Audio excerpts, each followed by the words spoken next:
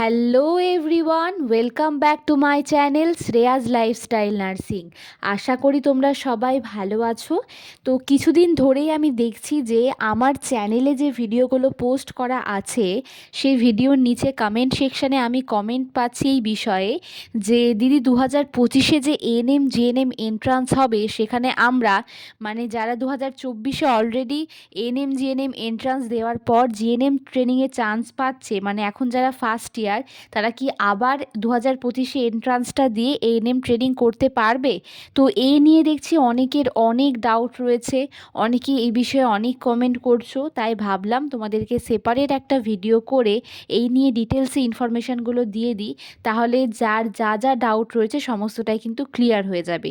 তাই বলবো আজকের ভিডিওটা স্কিপ না করে পুরোটা দেখবে। আশা করি তোমাদের সকলের ডাউট কিন্তু ক্লিয়ার হয়ে যাবে। তো ভিডিওটা শুরু করার আগে তোমাদেরকে বলে দিই এই বিষয়ে যে আমি তোমাদেরকে আগে বলে দিচ্ছি যে তোমরা দিতে পারবে, মানে 2024-এ অলরেডি যারা ট্রেনিং করছো জিএনএম ট্রেনিং, তারা পরবর্তীকালে গিয়ে মানে 2025-এ গিয়ে এএনএম ট্রেনিংটা করতে পারবে কি না এই নিয়ে সমস্ত ইনফরমেশান দেওয়ার পর ভিডিও শেষে আরও কিছু কথা বলবো। তো সেইগুলোও কিন্তু ভালো করে তোমরা শুনবে। তো ভিডিও শুরু করার আগে একটা কথা তোমাদেরকে বলি, আজকের ভিডিওতে তোমাদেরকে যে কথাগুলো বলবো সে কথাগুলো শুনে অনেকেই ভাবতে পারে বা অনেকেই বলতে পারো তোমরা যে দিদি তুমি আবার কেন, তুমি নিজে জিএনএম করে কেন জেএনএমকে ছোটো করছো, কেন তুমি এএনএম করতে বলছো? তো তার জন্যই বলছি ভিডিওটা পুরোটা দেখবে, তারপর যদি মনে হয় তোমাদের কিছু জানার রয়েছে বা তোমাদের কোনো ডাউট রয়েছে অবশ্যই আমাকে কমেন্ট করতে পারো, আমি তোমাদের কমেন্টের রিপ্লাই দেব। কিন্তু অযথা অর্ধেক ভিডিও দেখে বা ভিডিও শুরুটা দেখলে শেষটা দেখলে না এরকমভাবে দেখে ভিডিওর নিচে কিন্তু কমেন্ট করবে না, কারণ তোমরা অনেকেই আমি জানি যে অর্ধেক ভিডিও দেখেই কমেন্ট করতে শুরু করে দাও। তাই বলবো ভিডিওটা পুরোটা দেখবে, আমি কি বলেছি ভালো করে শুনবে, তারপর যদি মনে হয় তোমাদের কিছু জানার রয়েছে তাহলে অবশ্যই আমাকে কমেন্টে জিজ্ঞাসা করবে, আমি তোমাদের কমেন্টের কিন্তু রিপ্লাই দেবো। তো প্রথমেই বলে দিই 2024-এ যারা এএনএম জিএনএম এন্ট্রান্স দেওয়ার পর বর্তমানে এখন জিএনএম ট্রেনিং করছো, মানে যারা ফার্স্ট ইয়ার, তারা কিন্তু চাইলেই 2025-এ গিয়ে আবার এন্ট্রান্স দেওয়ার পর কিন্তু তোমরা এএনএম ট্রেনিংয়ে যদি চান্স পাও তাহলে কিন্তু করতেই পারো, এতে কোনো অসুবিধা নেই। কিন্তু তার জন্য কিছু প্রসেস রয়েছে, তুমি এন্ট্রান্সটা দিতেই পারো, তাতে কোনো অসুবিধা নেই। কিন্তু যখন তুমি ট্রেনিংটা ছেড়ে দেবে, মানে ধরো তুমি 2024-এ জিএনএম ট্রেনিং করছো, বর্তমানে তুমি এখন ফার্স্ট ইয়ার, যে কোনো তুমি গভর্নমেন্ট এনটিএস থেকে হয়তো ট্রেনিংটা করছো। এবার ধরো 2025-এ গিয়ে তুমি আবার এএনএম জিএনএম এন্ট্রান্স দিলে এবং সেখানে তুমি এএনএম কোর্সটায় আবার চান্স পেলে, তো সেই জন্য তোমাকে তো আগে জিএনএম কোর্সটা ছাড়তে হবে। তার জন্য কিন্তু তোমাকে, তুমি যে এনটিএসে ট্রেনিং করছো সেই এনটিএসে কিন্তু প্রপার রেজিগনেশন দিতে হবে। তো আরও কিছু যদি প্রসেস থাকে সেখানকার সিস্টার টিউটারদের কাছ থেকে তুমি জেনে নেবে। তারপরে গিয়ে কিন্তু তুমি 2025-এ গিয়ে তুমি এএনএম ট্রেনিংয়ের জন্য সেই গভর্নমেন্ট এনটিএসে কিন্তু অ্যাডমিশন নিতে পারবে। কিন্তু অনেকেই যেটা বলছিলে যে দিদি জিএনএম ট্রেনিং করার পর, মানে যারা এখন করছো যারা ফার্স্ট ইয়ার, তারা কি পরবর্তীকালে গিয়ে এন্ট্রান্স দিয়ে আবার এএনএম ট্রেনিংয়ে যেতে পারবে? তো হ্যাঁ, তাতে কোনো অসুবিধা নেই। তোমরা কিন্তু যারা ট্রেনিং করছো, মানে এখন যারা ফার্স্ট ইয়ার, তারা কিন্তু চাইলেই 2025-এ গিয়ে এন্ট্রান্স দিয়ে আবার এএনএম ট্রেনিংটা কিন্তু করতে পারবে। এবার আরও একটা কথা বলি, অনেকে জিজ্ঞাসা করছো, এই ইনফরমেশনটা তোমাদের জানা দরকার।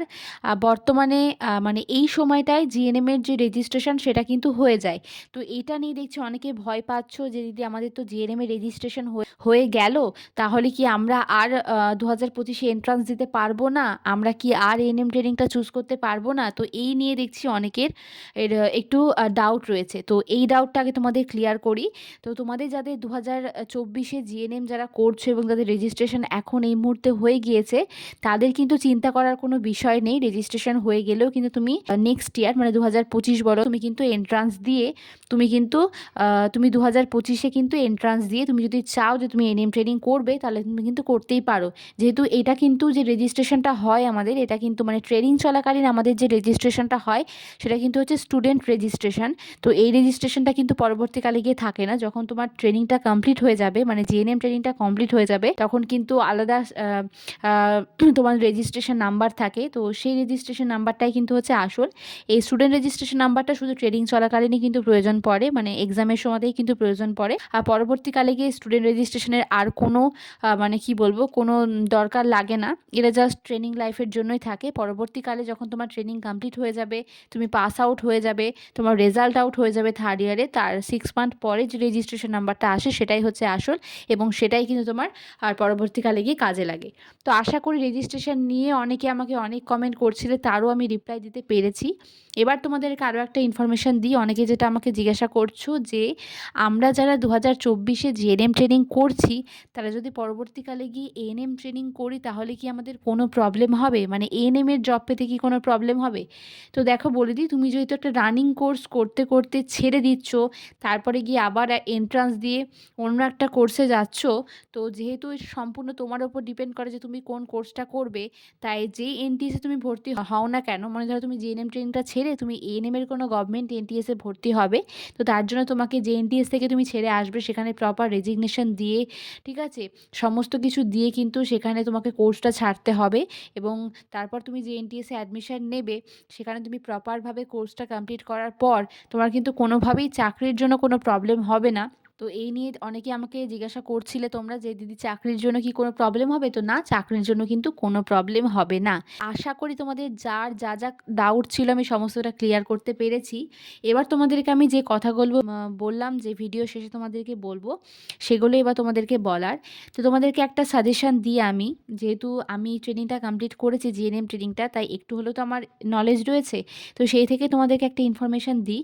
যারা হচ্ছে যে 2025-এ এন্ট্রান্স দেবে এএনএম জিএনএম, তাদের বিষয়টা আলাদা, যেহেতু তারা এখনও ট্রেনিংয়ে ঢোকেনি, তারা এন্ট্রান্স দেবে তারপরে হচ্ছে ট্রেনিংয়ে ঢুকবে। তো আমি বারবারই বলছি তোমাদেরকে, তোমরা ট্রেনিংয়ে ঢোকার আগে যে কোর্সটা করবে সেটাকে ভালোভাবে হচ্ছে চুজ করো এবং সেইভাবেই প্রিপারেশন নাও যে আমাকে এই কোর্সটাই কিন্তু করতে হবে, এটাই আমাকে পেতে হবে। কেননা যে কোনো একটা ট্রেনিংয়ে ঢুকে গিয়ে আবার হচ্ছে পরের বছর এন্ট্রান্স দিয়ে আবার অন্য ট্রেনিংয়ে ঢুকলে যে 1 ইয়ারটা লস হচ্ছে সেটা কিন্তু তোমারই লস হচ্ছে। তো সেই জন্যই আমি আগেও ভিডিওতে বারবার বলেছি যে যখনই তুমি যে ট্রেনিংয়েই ঢোকো না কেন, সমস্ত কিছু কিন্তু ভেবে চিন্তে কিন্তু ঢুকবে।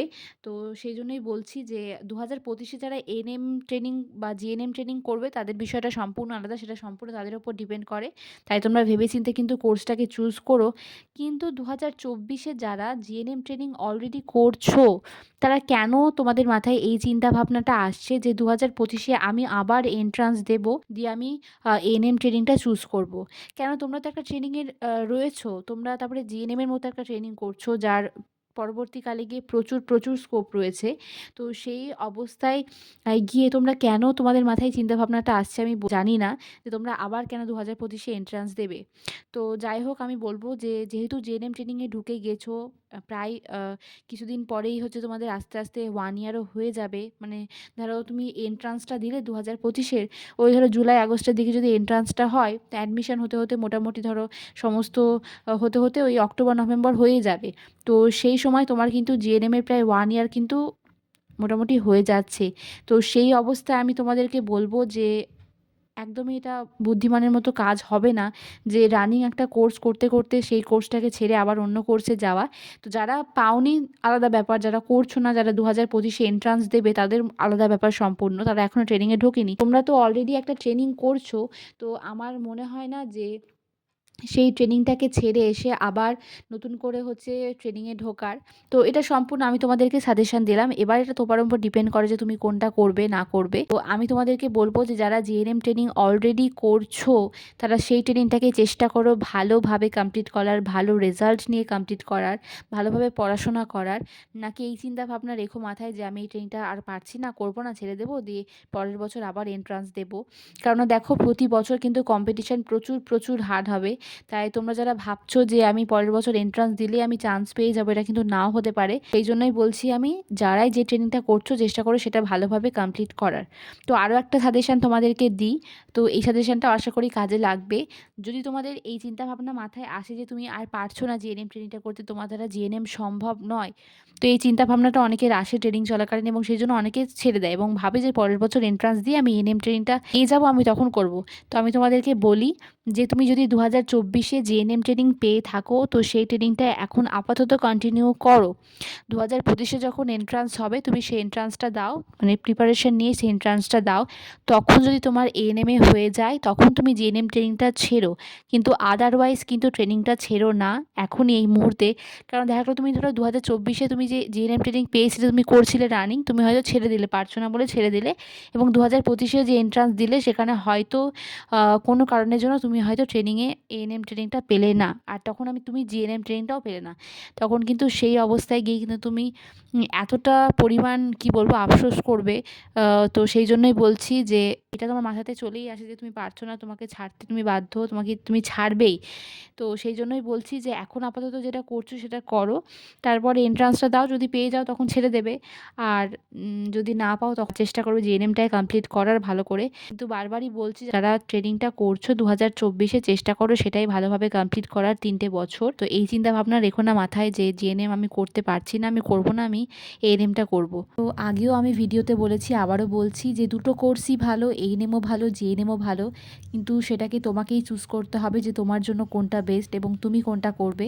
তো তাই কিন্তু ভেবে চিন্তে কিন্তু কোর্স চুজ করবে। তো আশা করি তোমাদেরকে যে যে ইনফরমেশানগুলো দিলাম অনেকটা হেল্প করবে তোমাদের। তো যদি ভিডিওটা ভালো লেগে থাকে প্রচুর শেয়ার করে দিও, আর একটি লাইক অবশ্যই করো, আর কমেন্টে তোমরা আমাকে জানিও যে নেক্সট কোন টপিকের ওপর ভিডিও চাও। আমি চেষ্টা করব তোমাদের জন্য সেই টপিকের ওপর ভিডিও বানানোর। রেগুলার একদমই পাচ্ছি না ভিডিও আপডেট দেওয়ার, তো যতটা পারবো চেষ্টা করব তোমাদেরকে রেগুলার ভিডিও দেওয়ার। আর যারা আমার চ্যানেলে নতুন এখনও সাবস্ক্রাইব করোনি, সাবস্ক্রাইব করে আমার চ্যানেলের পাশে থেকো। সবাই সুস্থ থেকো, ভালো থেকো, সাবধানে থেকো। খুব শীঘ্রই দেখা হবে তোমাদের সাথে পরের কোনো ভিডিওতে। টাটা।